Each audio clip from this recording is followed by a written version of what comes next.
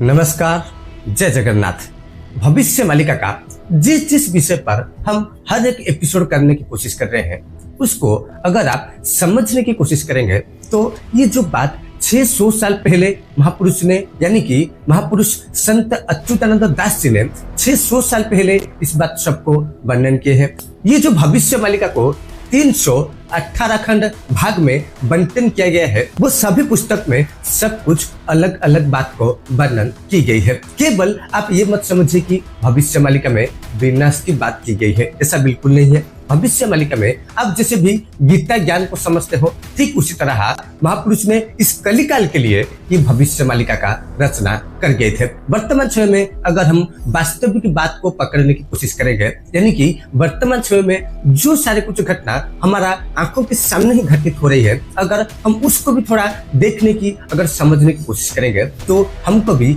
ये अच्छे से मालूम पड़ जाएगा कि ये जो भविष्य मालिका में महापुरुष ने वर्णन किए थे वो सब वर्तमान समय में घटित हो रही है। आप सिर्फ यही मत समझिए कि ये घटित होगा इसलिए महापुरुष वर्णन किए हैं, ऐसा नहीं है। जो कुछ भी घटना महापुरुष वर्णन किए हैं जैसे कि 7 दिन और 7 रात के लिए अंधेरा हो जाएगा, लोग सब अधर्म मार्ग पर चलेंगे, ऐसे बहुत कुछ जानकारी महापुरुष ने दिए हैं। लेकिन इसका तोड़ भी यानी कि क्या करने से हम इससे बच सकते हैं ये बात को भी भविष्य मालिका में वर्णन किया गया है। जो 318 खंड पुस्तक है वो सारे पुस्तक में हर एक अलग अलग तरह का जानकारी महापुरुष ने वर्णन किए हैं। तो आज हम एक गंभीर विषय पर चर्चा करने की कोशिश करेंगे जो कि हर एक इंसान को जानने के लिए निश्चित रूप से आवश्यकता है। तो चलिए शुरू करते हैं। भविष्य मालिका में महापुरुष जिस बात को वर्णन कर रहे हैं थोड़ा इसको गौर से समझने की कोशिश कीजिएगा। उसके साथ मैं ये भी कहना चाहूंगा कि निश्चित रूप से चैनल को सब्सक्राइब कर लीजिएगा क्योंकि इस तरह का जानकारी जो इस पुस्तक को आप देख रहे हैं इससे महापुरुष जो भी कुछ वर्णन किए हैं वो बिल्कुल भी झूठ नहीं हो सकता।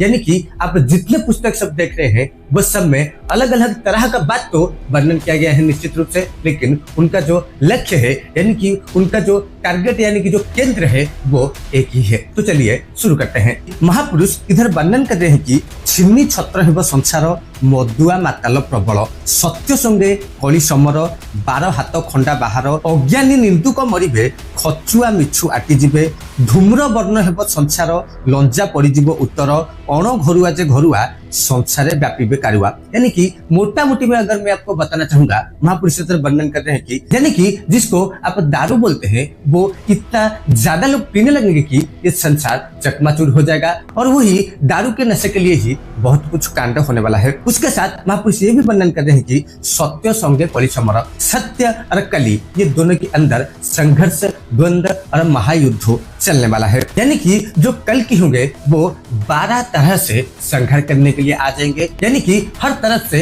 नए नए तरीके से लोग सब संघर्ष होते चले जाएंगे। अगर हम इसको वर्तमान के समय के साथ लिंक करने की कोशिश करेंगे, कोई गाड़ी एक्सीडेंट से मर रहा है, कोई अल्कोहल लेने की वजह से मर रहा है, कोई दोस्त करने की वजह से मर रहा है, कोई विवाह करने की वजह से मर रहा है, कोई झूठ बोलने की वजह से मर रहा है और कोई सत्य बोलने की वजह से भी मर रहा है। ऐसे हम सब देख रहे हैं। इसको सब महापुरुष ने कल की लीला के सहित लिंक किए हैं। यानी कि इंसान इतना द्वंद्व खुद ब खुद सृष्टि कर लेंगे कि अपना द्वंद्व का अंदर ही वो सब अपने जीवन को भी त्याग कर लेंगे। तो उसके बाद महापुरुष ये भी वर्णन करते हैं कि अण घरुआ जे घरुआ संसारे व्यापीबे कारुआ। यानी कि जिनका पास कुछ नहीं होगा वर्तमान समय में आप ऐसा भी देख सकते हैं जिसके पास कल कुछ भी नहीं था, मतलब 1 रुपया भी नहीं था, रातों रात वो सुपरस्टार बन रहा है, करोड़ों करोड़ों रुपया का इनकम भी कर रहा है। यही बात को महापुरुष इधर वर्णन भी कर रहे हैं और ये घटना भी हमारे आंखों के सामने हर एक दिन सत्य में रूपांतरित हो रही है। तो उसके बाद महापुरुष ये भी वर्णन कर रहे हैं कि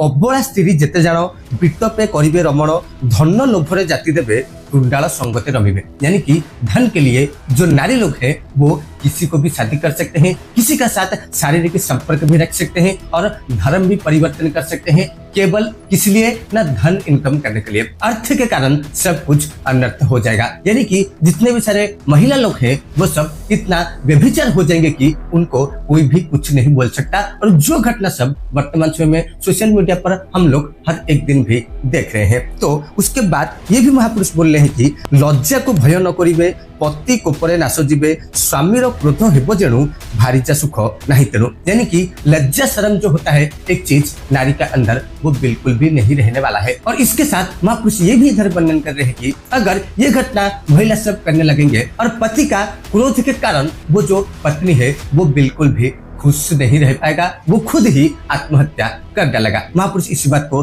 इधर भी वर्णन कर रहे हैं। उसके बाद महापुरुष ये भी वर्णन कर रहे हैं कि बहुत प्रमाद होइबो केही काहाकु न मानिबो, तप संगे तप परीक्षा सत्य अनंत हेबे देखा, अनंत जुगटी होइबो अच्युत कामना पूरिबो। यानी कि जब ये घटनाक्रम घट जाएगी तो अच्युतानंद जो भी कुछ वर्णन कर रहे हैं उनका बात सत्य हो जाएगा। यानी कि महापुरुष वर्णन कर रहे हैं कि बहुत प्रमाद पड़िबो, यानी कि हर एक दिन कौन सी ना कौन सी आपदा इस संसार पर पड़ने वाला है। उसके साथ केही काहाकु न मानिबो, यानी कि कोई किसी का बात नहीं मानने वाला है, कोई किसी का बात नहीं सुनेगा और कोई भी किसी को रिस्पेक्ट भी नहीं देने वाला है। वर्तमान समय में ये हर एक घटना जितने भी सारे मैं आपको बता रहा हूँ, ये मेरा तो कोई बात नहीं है। 600 साल पहले महापुरुष ने इसी बात को सब वर्णन किए हैं और हमारा आंखों के सामने ही ये सारे घटनाक्रम घटित हो रही है। तो यही से शुरू होता है सबसे मेन पॉइंट, यानी कि सबसे इम्पोर्टेंट बात। महापुरुष यही बात को इधर वर्णन कर रहे हैं कि द्वाविंश 2 रे सुनामी आसीबो, सबु नहीं जीव धोई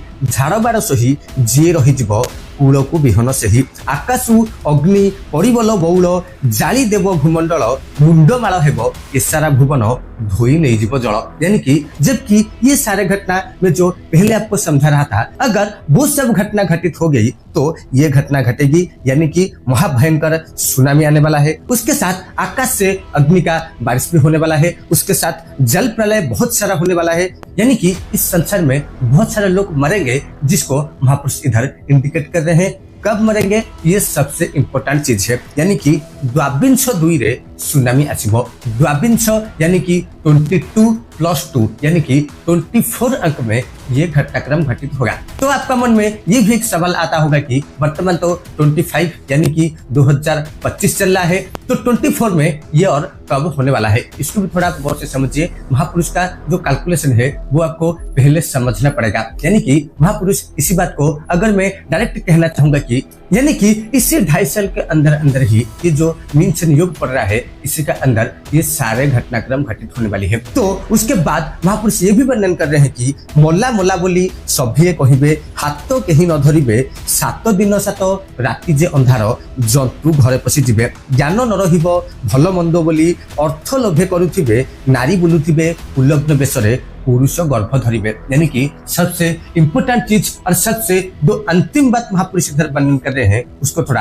आप गौर से समझने की कोशिश कीजिए। यानी कि सब लोग बोलेंगे वो मर गया, लेकिन कोई किसी को रक्षा नहीं कर पाएंगे। उसके साथ 7 दिन और 7 रात के लिए अंधेरा होने वाला है और जंतु जो है सब कुछ घर में घुसने लगेंगे। जितने भी सारे पशु पक्षी है वो सब इंसान का बासभवन में घुसने लगेंगे। उसके साथ महापुरुष ये भी वर्णन कर रहे हैं कि ज्ञान न रहिबो भल मंद बोली अर्थ लोभे करुथिबे। यानी कि अच्छा और बुरा का ज्ञान किसी का पास भी नहीं रहेगा। सब कुछ लोग जो भी करेंगे केवल और केवल अर्थ लोभ में, यानी कि धन पाने का जो लालसा है, धन का जो कामना है, धन का जो वासना है, केवल धन के लिए ही लोग सब कुछ करने लगेंगे। ज्ञान किसी के पास भी नहीं रह जाएगा। उसके बाद महापुरुष ये भी वर्णन कर रहे हैं कि नारी बुलुथिबे उल्लग्न बेशरे पुरुष गर्भ धरिबे। यानी कि महिलाओं सब नग्न होकर घूमने लगेंगे और पुरुष सब गर्भ धारण करेंगे। जो घटनाक्रम ये जो महापुरुष ने 600 साल पहले भविष्य में देखकर ऐसा घटना घटेगी हम तक पहुंचाने की कोशिश कर रहे हैं, वो हर एक घटना सब कुछ हमारा ही आंखों के सामने घटित हो रही है, लेकिन हम कभी भी इसको नोटिस करने की कोशिश नहीं करते। आप ये भी बोल सकते हैं कि ये जो पुरुष लोग नारी हो जाना और नारी लोग पुरुष हो जाना, ये तो विज्ञान का एक चमत्कार है। ये बिल्कुल विज्ञान का चमत्कार नहीं है, ये कलिकाल का जो महाघोर कली अभी चल रहा है वो खत्म होने का एक भयंकर संकेत, जो कि आपको अच्छे से मालूम है। भगवान का जो सृष्टि होता है, इंसान उसके साथ भी छेड़खानी करना शुरू कर देंगे, जबकि कलिकाल का अंतिम समय आ जाएगा और वो भी इंसान ऑलरेडी कर चुके हैं। और नारी लोग जो है वो नग्न होके घूम रहे हैं या नहीं घूम रहे हैं, कमेंट बॉक्स में आप जरूर बता दीजिएगा, क्योंकि इसका ऊपर मैं ज्यादा अपना कोई मंतव्य रखना नहीं चाहूंगा, क्योंकि हम सब लोग ये सब कुछ चीज हमारा आंखों के सामने ही घटित हो रहा है, हम सब देख रहे हैं, लेकिन हम भी इसका अंदर फंसकर अभिनय कर रहे हैं, यानी कि जैसा सब कुछ सही चल रहा है ऐसा एक अभिनय हम कर रहे हैं, लेकिन कुछ भी अच्छा नहीं चल रहा है। इंसान का जो सोच है, इंसान का जो समझ है, वो सब कुछ गलत दिशा में गति कर रहा है और इसका एक ही रिजल्ट है कि हम सब खूब जल्द मरने वाला है। आप ये बिल्कुल भी मत समझिए कि मैं जो आप तक ये बात पहुंचाने के लिए कोशिश कर रहा हूँ, जो महापुरुष ने 318 खंड पुस्तक सब वर्णन किए हैं, उसको भी मैं कलेक्शन करके खुद पढ़ रहा हूँ, खुद समझ रहा हूँ और मैं ये भी इससे पाया कि केवल इसमें भविष्यवाणी बिल्कुल भी नहीं है, बहुत कुछ जानकारी है। जैसे कि महाभारत के समय में भगवान श्री कृष्ण ने अर्जुन को ज्ञान दिया था, वो सिर्फ और सिर्फ उसी समय के लिए था। अगर वो ज्ञान अर्जुन को भगवान नहीं देते तो उस टाइम अधर्म का जय हो जाता और धर्म का विनाश हो जाता। ठीक उसी तरह भविष्य मालिका में महापुरुष ने जो भी बात को वर्णन किए हैं वो सब इस कलिकाल में जय होने के लिए और इस कलिकाल में धर्म को रक्षा करने के लिए आपको निश्चित रूप से ये भविष्य मालिका समझना चाहिए और अपना जीवन का ऊपर अप्लाई करना भी चाहिए। आप थोड़ा बात को समझने की कोशिश कीजिए, वीडियो को हर जगह शेयर भी कीजिए, चैनल को सब्सक्राइब कर लीजिए, क्योंकि ज्यादा सब्सक्राइबर अगर गेन करेंगे तो मैं और भी गंभीर से गंभीर जानकारी सब तक पहुंचाने के लिए सक्षम हो पाऊंगा। तो आज के लिए बस इतना ही। जय जगन्नाथ, जय श्री कृष्ण, वंदे उत्कल जननी, भारत माता की जय।